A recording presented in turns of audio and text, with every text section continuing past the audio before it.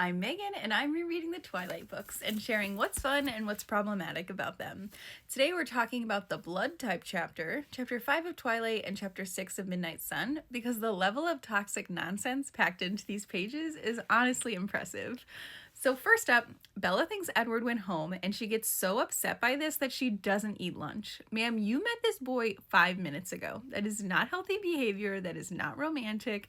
This is a red flag wrapped in a red bow. And yes, Midnight Sun tries to patch this by having Edward internally panic about her not eating, but it doesn't fix the core issue. Bella skipping meals because a boy left school is not the flex Meyer thinks it is. In other news, once Edward scoops her up to eat lunch with him because he realizes that she's sad, Bella asks if they're friends, which is generous at this point, honestly. And Edward gets upset because it wasn't enough. Sir, you just started speaking to her. Friends is plenty. Calm down, you 100-year-old teenager. My favorite line in this chapter, though, is Bella asking him to warn her the next time he decides to ignore her for her own good. And the wild part, he does warn her before his next abandonment arc, and it changes absolutely nothing. She still spirals for half a year, staring out the window like she's in a music video until Charlie threatens intervention. Then, in this chapter, we get the classic Bella is not like other girls montage, of course. She can smell blood, which apparently no one else on Earth can do. Google exists. Humans can smell blood. This is not a superpower. She also magically knows all the classic music he likes because of course she does. She's quirky, she's special, she's built different. And this leads to Edward dropping the line, "You don't seem 17," and asking whether he frightens her. Okay, creepy immortal predator boy man who thinks he's already in love with a literal child. This is not the moment you think it is.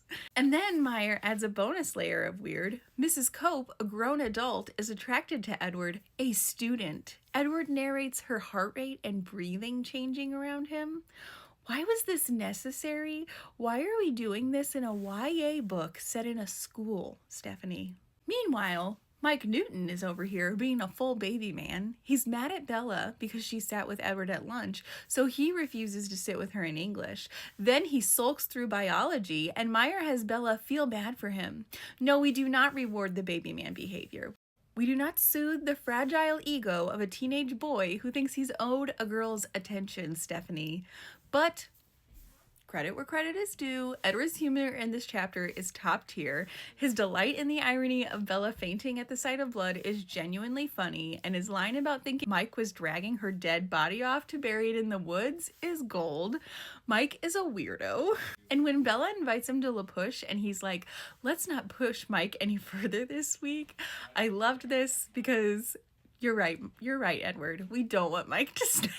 This is peak petty Edward. I love that for him. So yeah, this chapter is a chaotic mix of red flags, weird choices, and genuinely funny moments, which is exactly why Twilight remains the unhinged masterpiece that I think it is.